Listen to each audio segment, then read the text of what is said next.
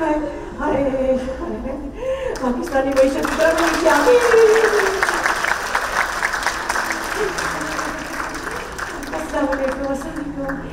शुक्रिया, ले जाए इसको ऊपर। मैंने तो दम निकाल दिया था।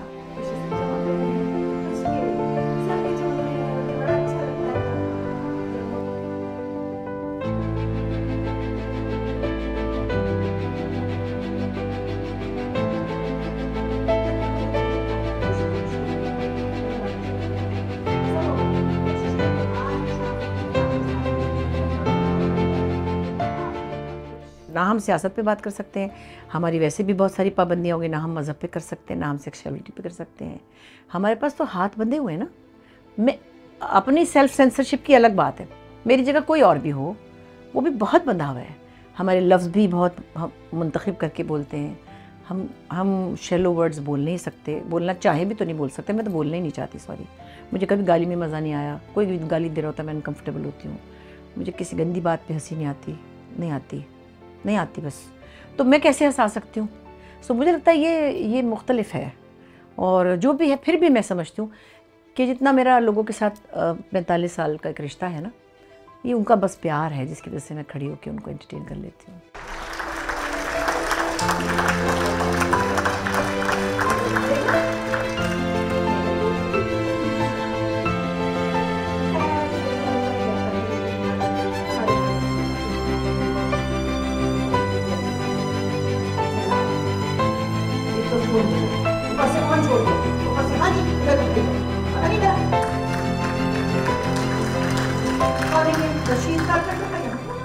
मैंने खैर जितना कर सकती थी उतना तो नहीं किया, क्योंकि हम झूठियाँ हैं।